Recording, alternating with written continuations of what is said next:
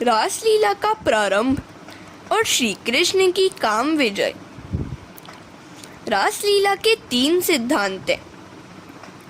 इसमें गोपी के शरीर के साथ कुछ लेना देना नहीं है, इसमें लौकिक काम नहीं है और यह साधारण स्त्री पुरुष का नहीं, जीव और ईश्वर का मिलन है।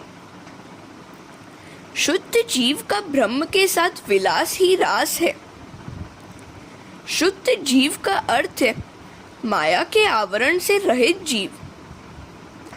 ऐसे जीव का ही ब्रह्म से मिलन होता है। सुखदेव जी कहते हैं, इस लीला का चिंतन करना है, अनुकरण नहीं। श्रृंगार और करुण रस का ऐक्य सिद्ध करना प्रधान रूप से आवश्यक है। पति के वियोग में छटपटाती पत्नी की भांति ईश्वर के वियोग में जीव छटपटाता है।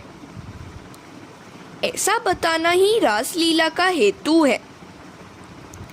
ठाकुर जी के विरह में जिसकी काया तप्त नहीं हुई है, उसे वे मिल नहीं पाते।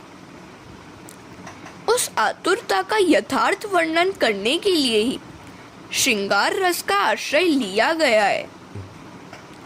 रास में आत्मा और परमात्मा का निर्लेप निर्विकार मिलन है। श्री कृष्ण की यह काम विजय लीला है। शरद ऋतु की पूर्णिमा की रात्रि आ गई। भगवान अपि ता रात्रि शरदोत्व फुल्ल मल्लिका। रासलीला काम लीला नहीं है, यहाँ तो काम विजय लीला है। श्री कृष्ण के पास काम जा ही नहीं सकता। लौकिक का आभास होने पर भी यह क्रिया काम विकार रहित है। श्रीधर स्वामी इसे काम विजय लीला कहते हैं। ब्रह्मादि जय संरूढ़ दर्प कंदर्प दर्पहा जयति श्रीपतिर गोपो रास मंडल मंडित। श्री कृष्ण कोई सामान्य देव नहीं, साक्षात परमात्मा है। उन्होंने अपनी लीलाओं के द्वारा सभी देवों का पराभव किया। वत्स लीला में ब्रह्मा का गर्व उतार दिया। ब्रह्मा से उन्होंने कहा, आप पंच महाभूत के सहारे जगत का निर्माण करते हैं, मैं संकल्प मात्र से जगत का सर्जन करता हूँ। भगवान को सृष्टि की रचना करने के लिए किसी भी वस्तु की आवश्यकता नहीं है। संकल्प मात्र से उन्होंने गोप बालकों और बछड़ों का निर्माण किया था। वह रूप उन्होंने स्वयं ही लिखा था। अग्नि का भी गर्व नष्ट किया। इंद्र का अभिमान भी गोवर्धन लीला में उतारा गया। वरुण देव का भी पराभव किया। ब्रह्मादि देवों की पराजय हुई तो कंदर्प कामदेव का अभिमान जाग उठा कि अब तो मैं ही सबसे बड़ा देव हूँ। उसने कृष्ण के पास जाकर मल्ल युद्ध का प्रस्ताव रखा। काम का एक नाम मार भी है, उसे सभी मारते हैं। कृष्ण ने कामदेव से पूछा, शिवजी ने तुझे भस्मीभूत कर दिया था, यह क्या भूल गया है तू? कामदेव ने कहा, हाँ वह तो ठीक है, मुझसे जरा गड़बड़ हो गई थी। शिवजी समाधिस्थ थे और तेजोमय ब्रह्म का चिंतन कर रहे थे। उस समय मैं उनसे लड़ने गया तो मैं जल गया। यह कोई विशेष बात नहीं है। श्री कृष्ण ने कहा, रामावतार में भी तू हार गया था। कामदेव कहता है, आपने उस अवतार में मर्यादा का अतिशय पालन करके मुझे हराया था। उस अवतार में आप एक पत्नी व्रत का पालन करते थे, सो मैं हार गया। जीव यदि मर्यादा का पालन करे तो काम को साधारण जीव भी मार सकता है। हरे कृष्णा। मर्यादा पुरुषोत्तम राम किसी पराई स्त्री की ओर कभी दृष्टि तक नहीं करते थे। वे हमेशा धनुष बाण से सज्जित रहते थे। फिर वे चाहे दंडकारण्य में हो, चाहे सीता के पास हो, चाहे सुवर्ण सिंहासन पर हो। धनुष ज्ञान का स्वरूप है और बाण विवेक का। ज्ञान और विवेक से हमेशा सज्जित रहना, अन्यथा कामरूपी रावण सिर पर चढ़ जाएगा। श्री कृष्ण कामदेव से कहते हैं, तो अब तेरी क्या इच्छा है? कामदेव कहता है, आप इस कृष्णावतार में किसी मर्यादा का पालन करते नहीं हैं और वृंदावन की युवतियों के साथ विहार किया करते हैं। मैं चाहता हूँ कि आप पर तीर चलाऊं। यदि आप निर्विकारी रहेंगे तो विजय आपकी रहेगी और कामाधीन होंगे तो मेरी। आप निर्विकारी रहेंगे तो आपको ईश्वर मानूंगा और कामाधीन हो गए तो मैं ईश्वर बन जाऊंगा। कृष्णावतार में श्री कृष्ण पुष्टि पुरुषोत्तम है। भगवान ने रामावतार में शरीर से तो क्या, मन से भी किसी का स्पर्श नहीं किया था। मानसिक स्पर्श भी वे नहीं करते थे। कामदेव ने श्री कृष्ण से कहा, मर्यादा का पालन तो साधारण जीव के लिए है, ईश्वर के लिए नहीं। शरद पूर्णिमा की रात्रि में आप युवतियों के साथ विहार कीजिएगा। उस समय मैं बाण चलाऊंगा। जो जीतेगा वह ईश्वर कहलाएगा। काम ने तो सोचा था कि कृष्ण को हराना बड़ा आसान है, क्योंकि वे सारा दिन गोपियों के साथ मुक्त सहचार करते रहते हैं। श्री कृष्ण ने उससे कहा, तेरी यही इच्छा है तो वैसा ही होगा। रासलीला के मंगलाचरण में श्रीधर स्वामी ने कहा है, ब्रह्मादि देवों का पराभव हुआ तो कामदेव को गर्व हुआ और वह भगवान से युद्ध करने आया। भगवान ने उसको हरा दिया। वह रासलीला काम के पराभव के हेतु ही है। श्री कृष्ण विहार तो गोपियों के साथ ही कर रहे थे, किंतु उनका मन तो निर्विकारी ही था।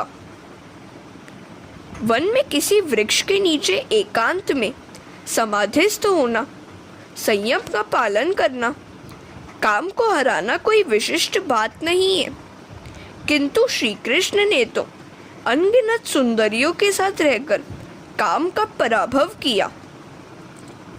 काम ने धनुष बाण फेंक दिए और श्री कृष्ण की शरण ली। इसी से श्री कृष्ण का एक नाम मदन मोहन है।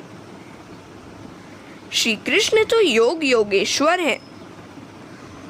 काम ने प्रायः सभी को हरा दिया था, सो उसका गर्विष्ठ होना साहजिक था। रासलीला में भगवान ने उसके गर्व का भी नाश कर दिया।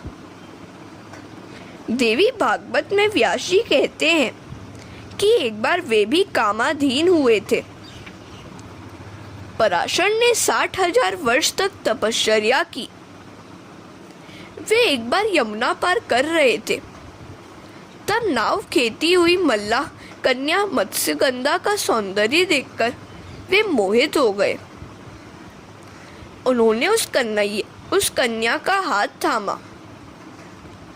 उस कन्या ने कहा, कहाँ आप जैसे पवित्र ब्राह्मण और कहाँ मैं शूद्र मल्लाह कन्या। किंतु काम कभी जाति देखता भी है। ऋषि ने कामेच्छा व्यक्त की। मत्स्यगंधा ने कहा, यह दिवस का समय है, सो हमें सब लोग देख लेंगे। दिवस में ऐसा कर्म निषिद्ध है। तो पराशर ने अपने तपोबल से अंधकार का बादल रच के सूर्य तक को आवृत करके चारों ओर अंधकार फैला दिया। पराशर ऋषि सूर्य तक को तो ढक सकते थे, किंतु अपने काम को न रोक सके। हरे कृष्णा। काम को जीतना बड़ा दुष्कर कार्य है। जो काम के अधीन होकर उसकी मार खाता है वह साधारण जीव है, पर जो काम को मारकर उसको स्व अधीन करता है वह ईश्वर है। इस रासलीला का चिंतन करने से काम वासना नष्ट होती है। इस लीला में जीव और ईश्वर के मिलन का निरूपण है। यह मिलन उच्च कक्षा का है। प्रेम का आरंभ द्वैत से होता है और अंत अद्वैत से। श्री महाप्रभु जी कहते हैं, रासलीला तो भागवत का फल है। जीव और ईश्वर का मिलन ही वह फल है। भागवत का उद्देश्य है ईश्वर का जीवन दिखाना तथा उनकी प्राप्ति कराना। रासलीला में सुखदेव जी ने किसी भी गोपी का नाम न बताकर काश्चित, कन्या, अपरा आदि शब्दों का प्रयोग किया है। इसी कारण से तो श्रीधर स्वामी कहते हैं, जीव मात्र को प्रभु का आवाहन है। वे सभी को वंशी बजाकर पुकारते हैं, बुलाते हैं। वे ही सबके सच्चे स्वामी हैं। श्रीधर स्वामी कहते हैं, रासलीला के 5 अध्याय पंच प्राणों के सूचक प्रतीत है। पंच प्राणों का ईश्वर के साथ रमण ही रास है। रास पंचाध्यायी काम विजय के लिए ही है। जो शस्त्र से घायल नहीं हो पाता, वैसा योद्धा भी काम के पुष्प बाण से घायल हो जाता है। जो काम को मार सकता है वह काल को भी मार सकता है। काम विजय के हेतु बहुत से महात्मा केवल चावल और दूध का आहार करके रात्रि के दूसरे प्रहर में रासलीला का पाठ और चिंतन करते हैं। वे मन ही मन कल्पना करते हैं कि वे वृंदावन में हैं। रास मंडली के मध्य में राधा कृष्ण हैं। कृष्ण ने एक हाथ में बांसुरी पकड़ी है और दूसरा हाथ राधा जी के कंधे पर रखा हुआ है। एक एक राधा के साथ एक एक कृष्ण है। इस रासलीला के चिंतन से काम वासना नष्ट होगी। काम विशेषतः रात्रि के दूसरे प्रहर में अधिक सताता है। सो उस समय स्नानादि करके पवित्र होकर रासलीला का चिंतन करोगे तो काम नहीं सताएगा। रासलीला अनुकरणीय नहीं, चिंतनीय है। उसका चिंतन काम नाशी है। वेणु गीत की बांसुरी तो पशु, पंछी, नदी सबको सुनाई देती है, किंतु रासलीला की बांसुरी तो ईश्वर मिलनातुर अधिकारी जीव गोपी को ही सुनाई देती है। निशम्य गीतम बदनंग वर्धनम ब्रज स्त्रिय कृष्ण ग्रहीत मानस। जिनका चित्त श्री कृष्ण ने हर लिया था, वे व्रज नारियां बांसुरी सुनकर आतुरता पूर्वक श्री कृष्ण से मिलने दौड़ चली हैं। गोपियां अपने सांसारिक कार्यों को एक ओर छोड़कर भगवान से मिलने दौड़ती हैं। वे तो अपनी सखियों को भी बुलाने के लिए रुकती नहीं है। जिस गोपी का नाम लेकर बांसुरी बजाई जाए वह गोपी सुन लेती है। गोपियों की आतुरता तो देखो। दुहंत यो भिययु काश्चित दोहम हित्वा समुत्सुका। जो गोपियां गायों को दो रही थी, वे भी बांसुरी की तान सुनते ही काम छोड़कर उत्सुकता से दौड़ चली। उनकी तन्मयता तो देखो। व्यत्यस्त वस्त्राभरणा काश्चित कृष्णांतिकम ययु। हरे कृष्णा। कुछ गोपियां बेढंगे वस्त्रालंकार पहनकर कृष्ण से मिलने निकल पड़ी। जब देहाध्यास छूट जाता है तब तब ऐसी ही दशा होती है। श्रृंगार करती हुई एक गोपी ने कन्हैया की बांसुरी सुनी तो व्याकुलता के कारण चंद्रहार गले के बदले हाथ में पहन लिया। घर की लिपाई पुताई करती एक गोपी गोबर से गंदे हुए हाथों सहित दौड़ पड़ी। रासलीला में अगर लौकिक की बात होती तो उसमें गोपियां कुछ और ही होती। इस प्रकार दौड़ निकलने के बदले वे 2 घंटों तक श्रृंगार करके दर्पण में अपना निखार देखकर बन ठन कर निकलती, किंतु ऐसा नहीं है। सुखदेव जी वर्णन करते हैं, लिम्पन्त्य प्रम्रजन्त्योन्या। कुछ गोपियां घर लीप रही थी। वे गोबर से सने गंदे हाथों को धोए बिना ही कृष्ण से मिलने दौड़ पड़ी। यही बताता है कि यह लौकिक काम की बात नहीं है। ईश्वर से मिलने के लिए वैसी ही आतुरता होनी चाहिए। रामकृष्ण परमहंस हमें सदृष्टांत बातें करते थे। एक शिष्य ने अपने गुरु से पूछा, ईश्वर प्राप्ति के लिए जिज्ञासा और व्याकुलता कैसी होनी चाहिए? गुरुजी ने कहा, यह विषय वर्णन का नहीं, शब्दातीत अनुभव का है। रामबाण जिसे लगा हो वही उसकी वेदना जान सकता है। किसी प्रसंग के समय मैं सब कुछ समझाऊंगा। एक बार वे दोनों स्नान करने गए। ज्यों ही शिष्य ने जल में गोता लगाया कि गुरु ने उसका मस्तक बल से पानी में धंसा दिया।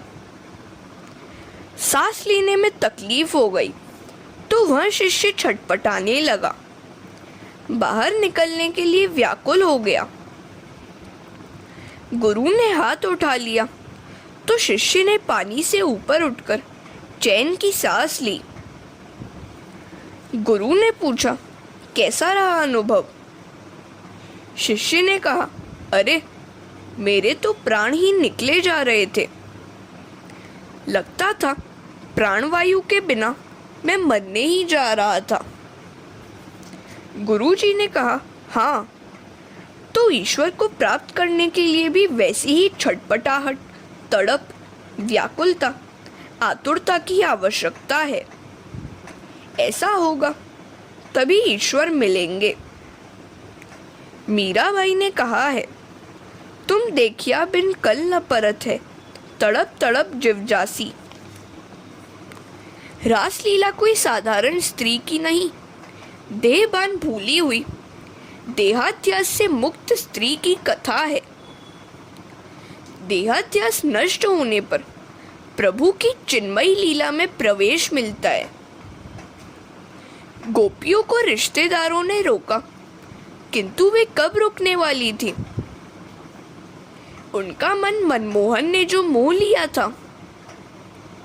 सूरदास कहते हैं, मोहन मन मोही लियो, ललित बेनु बजाई री, मुरली धुनी श्रवण सुनत, बिबस भई माई री, लोक लाज कुल की मर्यादा बिसराई री, घर घर उपहास सुनत, नेकू ना लजाई री, जल तप वेद अरु पुराण, कुछ ना सुहाई री, सूरदास प्रभु की लीला निगम नेति गाई री। गोपी के हृदय का यह शुद्ध भाव है। गोभी इंद्रिय भक्ति रसम पिबती इति गोपी। इंद्रियों द्वारा जो भक्ति रस का पान करे वही गोपी है। हरे कृष्णा। घर में रहकर भक्ति करना आसान नहीं है। अपनी पत्नी के प्रति भी मातृभाव रखा जा सके तभी घर में रहकर भक्ति की जा सकती है। भक्ति की तन्मयता में स्त्री पुरुष का देहभान मिटना ही चाहिए। दर्शन के समय अपना स्त्रीत्व और पुरुषत्व का भान भूल जाए वही गोपी है। जब तक देह का भान है मन में से काम निकलता ही नहीं है। ये गोपियां कौन थी? जब ऋषि मुनि हजारों वर्ष तक तपश्चर्या और ब्रह्म चिंतन करते रहने पर भी मन में बसे काम को मार न सके, तो उस काम को श्री कृष्णार्पण करने की इच्छा से गोपियों का अवतार लेकर गोकुल में आ बसे। इनमें साधन सिद्धा, ऋषि रूपा, श्रुति रूपा, स्वयं सिद्धा, अन्य पूर्वा, अनन्य पूर्वा आदि कई प्रकार की गोपियां थी। सांसारिक भोगों का उपभोग करने के पहले जिसे वैराग्य आ जाता है, वह अनन्य पूर्वा गोपी है। केवल वृक्षों के पत्ते खाने वाले तपस्वी ऋषि को भी काम सताता है, तो जीव के लाड़ करने में ही लगे रहने वाले हम जैसे साधारण मानव की तो चर्चा ही क्या है। तपश्चर्या और योग साधना करने वाले ऋषि थक हार कर अपना काम कृष्णार्पण करने के लिए गोपी बनकर आए। ईश्वर को काम अर्पण करके निष्कामी बनो। पराशर मुनि सूर्य को वश में कर सके, किंतु अपने काम को नहीं। मनुष्य का सबसे बड़ा शत्रु काम ही है। इसमें से अन्य बहुत से दुर्गुण उत्पन्न होते हैं। कामात् क्रोधो विजायते, क्रोधात् भवति सन्मोह, और अंत में होता है बुद्धि नाश। यदि काम ईश्वर को अर्पित किया जाए तो वह कभी अंकुरित नहीं होगा। संसार के सभी सांसारिक सुखों का मन से त्याग करके ईश्वर से मिलने के लिए गोपी की भांति निकल पड़ने वाले को धन्य है। इसी कारण से तो भगवान गोपियों का स्वागत करते हैं। महाभाग्यशाली नारियों, आओ, स्वागतम वो महाभागा। भागवतकार गोपियों को महाभाग्यशाली कहते हैं। नारद जी भी अपने भक्ति सूत्र में गोपियों का दृष्टांत देते हैं। यथा ब्रज गोपिका नाम, यही बताता है कि ये गोपियां कोई सामान्य स्त्रियां नहीं, भगवान की भक्त थी। भगवान ने प्रत्येक गोपी को महाभाग्यशाली कहा है। महाभागा, मोटर विमान में घूमने वाला, बंगलों में रहने वाला भाग्यशाली नहीं है। जिसके सिर पर काल का साया हो, वह भाग्यशाली कैसे माना जाएगा? भाग्यशाली तो वह है जो सांसारिक सुखों को और काल के डर को छोड़कर भगवान की ओर दौड़ पड़ता है। जो ईश्वर से मिलने के लिए अतिशय व्याकुल हुआ हो, वह जीव महाभाग्यशाली है। इसी कारण से वंशीनाद अधिकारी गोपी जीव को सुनाई दिया था। नहीं तो वेणु गीत के समय का नाद तो सभी ने सुना था। सांसारिक विषयों के उपभोग से कभी तृप्ति नहीं होती। ईश्वर से मिलने के लिए दृढ़ निश्चय करो। संसार सुख तो सबसे बड़ा महादुख है, और इस बात को सच मानकर जिसने संसार सुखों का त्याग किया हो, तो उसे भगवान अपनाते हैं। प्रभु प्रेम में जो पागल बना है, वह भाग्यशाली है। परमात्मा ऐसे जीव का ही स्वागत करते हैं। हरे कृष्णा।